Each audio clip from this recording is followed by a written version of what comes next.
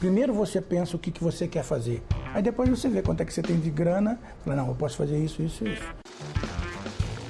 Planejamento é uma coisa que faz parte da nossa vida cotidiana, né? Na nossa vida pessoal, na nossa vida familiar. E a gente extrapola isso dessa mesma forma para a questão de uma nação, de um país. Discutir orçamento público é discutir como efetivar, como garantir na vida de cada pessoa os nossos direitos.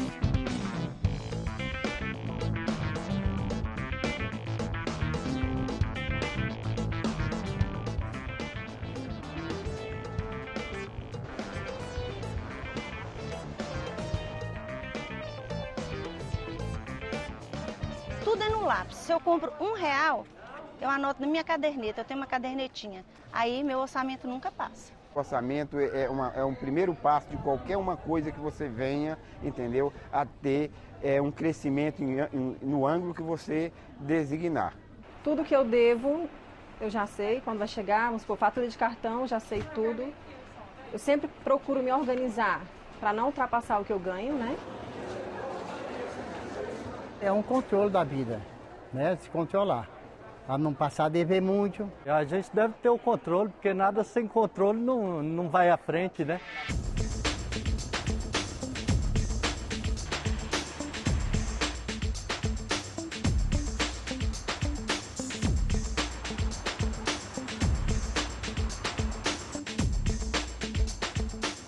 Planejar, na verdade, é você antever o futuro. A gente não faz planejamento sem consultar literatura especializada, jornal todo dia, né? Opiniões variadas, prós e contras. Enfim, é um exercício cotidiano relativamente complexo de antever o futuro, né? Não é mágica, não é feitiçaria, né? É técnica. Para que, de fato, o governo possa atender aquilo que a sociedade anseia, ou seja, bens e serviços colocados à disposição da população, isso, lógico, que exige um planejamento por parte do governo. A mesma regra que orienta o orçamento de cada pessoa, de cada família, vale também para o país. O importante é gastar bem. Afinal, o orçamento da União vem do que os brasileiros pagam de impostos, taxas, contribuições. Somado a outras receitas, em 2010, esse valor chega a 1 trilhão e 800 bilhões de reais. Quando eu pago imposto, eu gostaria que ele retornasse para mim, entendeu? Retornasse para todos nós, né? Os impostos que nós pagamos é muito alto e nós não temos retorno deles. O retorno, o que é o retorno? É a saúde, é a educação, né? Esse é o retorno. Se o governo arrecada o imposto, uma coisa e tal, é para estar fazendo alguma melhoria para as pessoas, né? Se não tiver nenhum dinheiro entrando para ele vai fazer como? Não tem verba. É a receita tributária que faz com que o orçamento seja mais ou menos flexível. É no orçamento que se define, onde aquele imposto que eu paguei, que você pagou, que nós todos pagamos, é lá que vai definir para onde que vai esse recurso.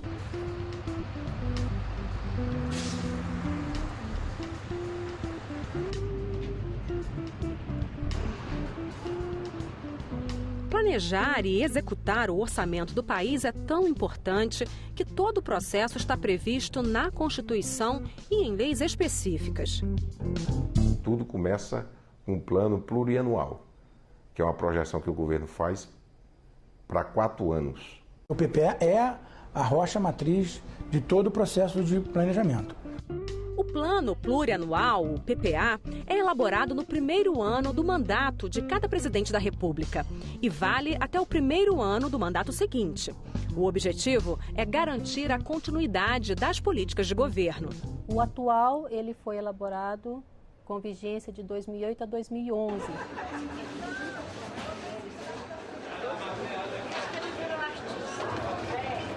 O dinheiro do imposto do cidadão, ele deve ser revertido primeiramente, diretamente na educação. Saúde está precário, por quê? Falta de orçamento. Educação, saúde, saneamento básico. Segurança.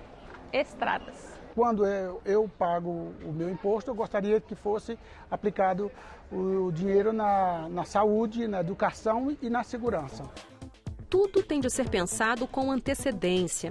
No início de cada ano, os vários órgãos do governo começam a planejar os gastos do ano seguinte. As pretensões de cada um vão compor a LDO, a Lei de Diretrizes Orçamentárias. O que está previsto no PPA para um período de 4 anos é detalhado anualmente na LDO. Você não pode apostar só num cenário, né? No mínimo, são 3 cenários que se faz. Um otimista, um pessimista e um realista. É o momento que a gente está tratando das diretrizes para a elaboração do orçamento. Pretendemos construir tantas escolas, então isso vai como uma meta. Né? Ou na área de saúde, pretende-se modernizar tantos hospitais. Então, consta ali, tantos quilômetros de rodovias serão construídos. Então, essas prioridades, elas te dão uma noção, de fato, de política de governo que sinaliza para o que realmente se pretende fazer. Quem analisa e aprova a proposta de cada setor do governo é a Secretaria do Orçamento Federal, vinculada ao Ministério do Planejamento. Uma equipe de analistas especializados em planejamento e orçamentação. Nós não podemos elaborar uma lei com tamanha abrangência levando em consideração só o posicionamento da Secretaria. Então, nós ouvimos todos os agentes envolvidos. O orçamento tem limite, e tem limite nas receitas públicas. Ao final das contas, ele tem limite nos impostos que os cidadãos pagam. Com base na nossa capacidade de arrecadação. Óbvio que a necessidade e o que eles pedem é muito, mas muito acima da nossa real capacidade de financiamento. Então, a parte mais difícil é exatamente essa, é de colocar o pé no tamanho do sapato, né? Eles, como órgão central, precisam olhar o governo como um sistema. Imagina se eles atendessem a demanda de todo mundo, é impossível. A negociação nós fazemos até para alertar para o Ministério que não adianta, por exemplo, colocar um número muito além daquilo que temos capacidade depois de alocar o recurso necessário. Se o Ministério está pedindo algo muito, muito além daquilo que geralmente é percebido durante a execução, a gente já alerta, olha, não vamos colocar essa previsão, porque depois não temos, no momento de elaborar o orçamento, condições de garantir o montante de recursos necessário para cumprir essa meta. A negociação tem de se adequar entre o máximo desejável e o mínimo aceitável. É um momento de muita negociação, porque tem que acomodar ali, né? Então, cada um tem que ceder um pouquinho.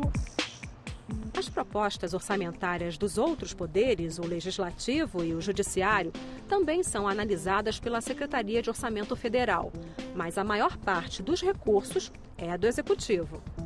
A discussão se dá na equipe técnica, a diretoria da SOF também entra na discussão, tem aquele momento que eu entro também, a gente chama o secretário executivo de cada ministério ou até o próprio ministro em determinadas situações.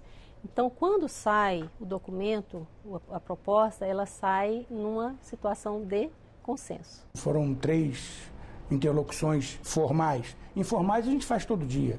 Os cenários que a gente traçou, por sorte, foram cenários bastante realistas e que foram muito bem recebidos na SOF. E é aqui que a gente formaliza, dá todo o fechamento para que isso seja remetido ao Congresso Nacional.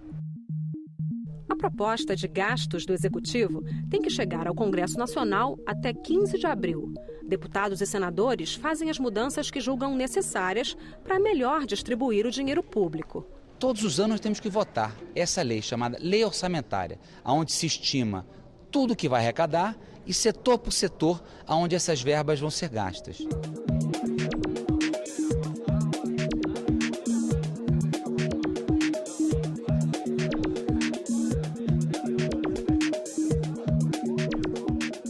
Se vamos ter mais ou menos emprego, se vamos plantar mais ou menos feijão, se vamos exportar mais, exportar menos, se vamos ter mais sala de aula, se vamos investir mais em saúde, são decisões tomadas de forma política? É isso que a LDO estabelece, as prioridades.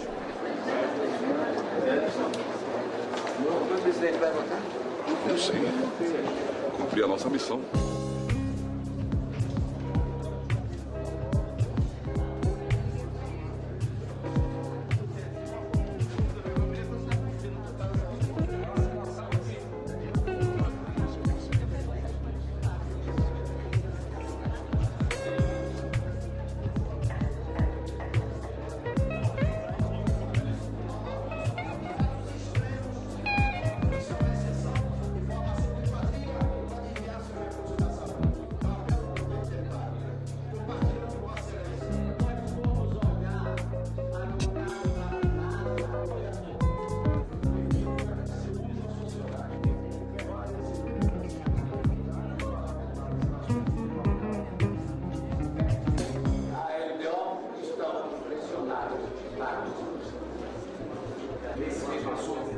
O relator exerce uma função chave. Cabe a ele a tarefa de analisar a proposta de LDO enviada pelo governo. Para isso, conta com a participação de consultores técnicos da Câmara e do Senado. A Lei de Diretrizes Orçamentárias organiza o orçamento anual de acordo com as metas do PPA, o planejamento de 4 anos. Relatar é dialogar. É você ter um diálogo aberto com a oposição, com a situação, né, com o próprio executivo, que é quem envia a mensagem.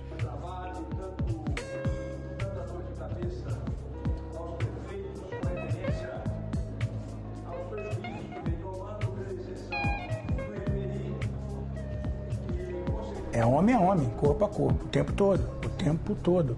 Nós temos uma assessoria parlamentar que monitora esse ciclo dentro do Congresso Nacional todo santo dia durante o processo de tramitação das leis.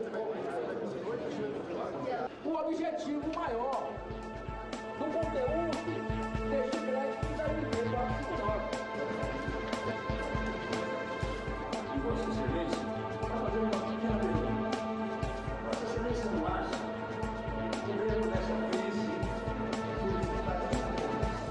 Discutir orçamento é central para a garantia de direitos. Não existe política pública que responda a direitos, responda à responsabilidade que o poder público, que os governos, que o judiciário, que o executivo tem de ter com a garantia dos direitos das mulheres se não houver recurso público para isso. A sociedade ela tem o direito de se organizar através das organizações, dos movimentos sociais, dos movimentos populares, para poder estar participando na definição das grandes definições do seu país, do seu estado, do seu município, né? E uma dessas grandes definições é justamente a questão do orçamento, né? O orçamento não é nada mais, nada menos que uma disputa política. O orçamento não é uma questão técnica, ele é uma disputa de poder, quer dizer, quem tem mais poder consegue colocar suas reivindicações, suas necessidades dentro do orçamento, ser contemplado pelo orçamento. E quem não tem poder, como nós, ficamos de fora. E, não é?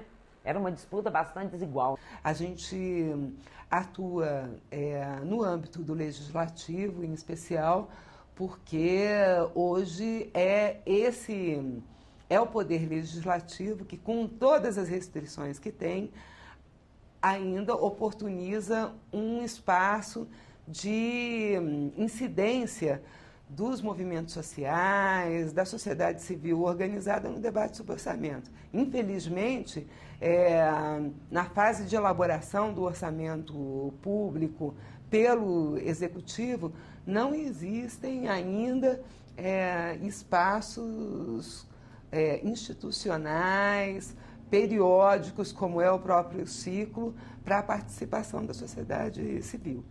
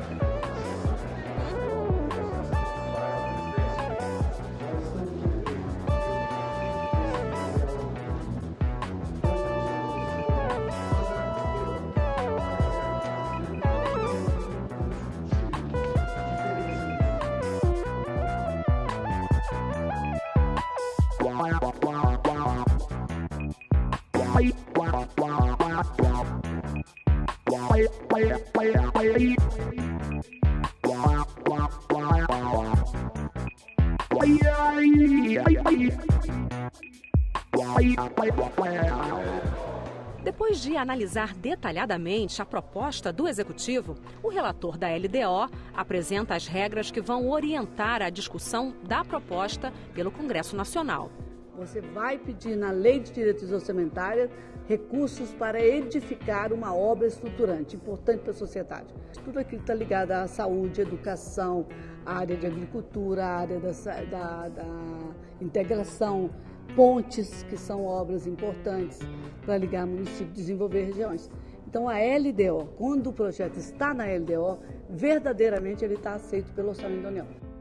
Cada parlamentar, as comissões permanentes do Senado e da Câmara e as bancadas estaduais podem apresentar até 5 emendas ao projeto da LDO. E podem apresentar também sugestões de alteração do texto. Mais simples, as chamadas emendas de texto não têm limite de número. É um instrumento muito democrático. É o momento em que o cidadão, a sociedade civil organizada, pode atuar junto a esses atores e apresentar suas demandas para que essas demandas sejam transformadas em emendas e que posteriormente possam ser acatadas pelo relator. A meta proposta na LDO está muito aquém dos previstos no Plano Plurianual de Investimento e essa emenda tem um acréscimo de mais 150 unidades, o que vai totalizar 260. Nós queremos que os parlamentares incluam no orçamento da União o recurso de custeio, aliado a emendas também parlamentares para aquisição de equipamentos para melhorar a infraestrutura curativa e preventiva do município de São Gabriel.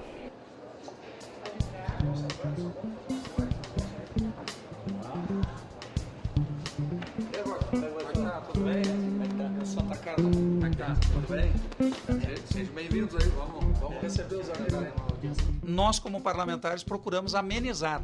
Não estamos resolvendo, mas estamos amenizando e dando uma condição de contribuição que eu considero importante aqui para o município de São Gabriel. O caso de São Gabriel, que já foi atendido para um posto de saúde, agora é um pleito específico para a Santa Casa, que atende 80% de pessoas carentes pelo SUS. Duas ponderações. Então eram essas as minhas justificativas e eu pediria a aprovação desse documento. Discussão. A CFM todos os anos ele faz um estudo sobre a LDO. Então a gente fez um levantamento aqui. A partir desse levantamento a gente sugeriu 12 emendas, que são 7 de texto e 5 do anexo de metas e prioridades. A sociedade organizada ela tem um conhecimento muito próprio das suas demandas e das suas necessidades. Por isso é importante que ela possa participar dentro da estrutura do orçamento, oferecendo essas emendas, porque ela, sabendo das suas necessidades, ela sabe exatamente onde vai direcionar esse recurso. Mais uma fase de muito trabalho para o relator da LDO. Analisar todas as emendas recebidas. Em 2010, foram nada menos que 3.561. Elas podem ser acatadas parcial ou integralmente e podem ser rejeitadas. Nas reuniões da Comissão Mista de Orçamento, a definição das metas e prioridades do governo é sempre marcada por intensas disputas partidárias. O relator apresenta o documento final que consolida todas as propostas. Depois de aprovado na Comissão Mista de Orçamento, o projeto da LDO é votado em sessão conjunta da Câmara dos Deputados e do Senado Federal, que geralmente acontece até o dia 17 de julho. O recesso parlamentar só pode começar depois que a LDO for aprovada. O governo manda para o Congresso Nacional, o Congresso analisa, não é? E submete à votação, em primeiro plano, dentro do âmbito da Comissão de Orçamento, e em segundo plano, dentro do plenário do Congresso Nacional. Em seguida, dependendo da aprovação, vai para o presidente sancionar. No parlamento, a missão de definir como gastar o dinheiro do país no ano seguinte está cumprida. No executivo, começa uma nova corrida. A partir da Lei de Diretrizes Orçamentárias, os órgãos do governo preparam uma nova proposta de trabalho, agora com indicação detalhada de custos e valores. É o projeto da Lei Orçamentária Anual, que deve chegar ao Congresso até o dia 31 de agosto, quando recomeça o trabalho dos parlamentares na definição do orçamento do país.